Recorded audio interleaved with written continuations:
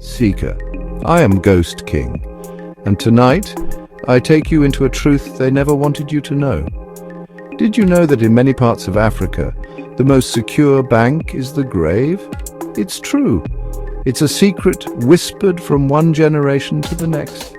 Forget vaults, forget security codes. The real guardians are not of this world. They are the spirits of the dead, bound to protect the wealth they left behind. I should know, Seeker. They call me the Ghost King. I've seen more than my fair share of these tales unfold from the other side. I am the keeper of these stories.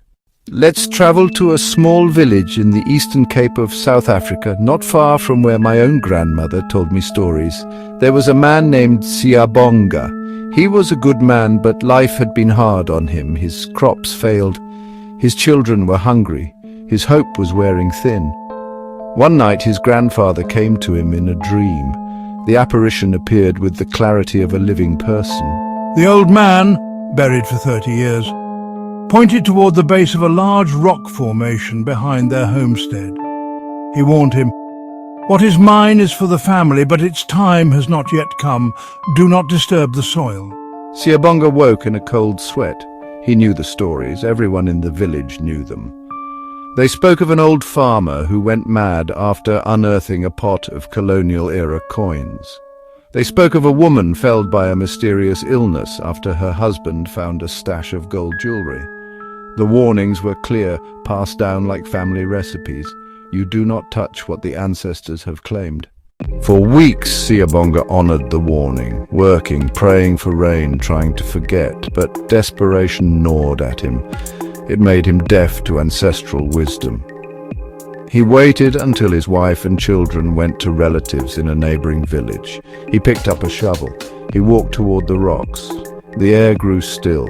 The birds fell silent. Siyabonga struck the earth with his shovel. The sound was unnaturally loud in the silence. With every shovelful of dirt, the air grew heavier, colder. Just as the sun began to dip, his shovel hit something hard. A metallic thud. It was not the sound of a rock. It was the sound of a promise, the sound of his problems being solved. There it was, a rusted metal box, heavy and sealed. He didn't need to open it to know what was inside. This was it, the ancestral wealth. He grabbed the edges of the box and pulled, but as he did, a voice, cold and sharp as broken glass, spoke right behind him.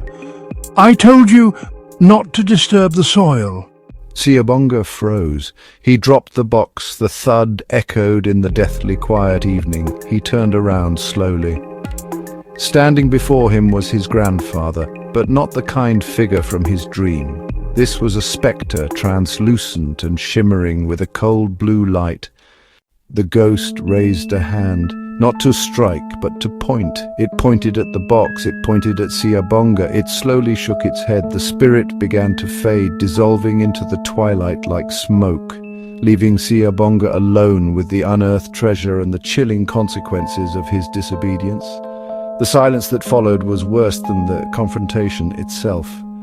Siyabonga never touched the box again. He scrambled out of the hole and ran back to his home, locking the door behind him as if that could keep the memory out. He didn't find wealth that night, Seeker. He found something else entirely.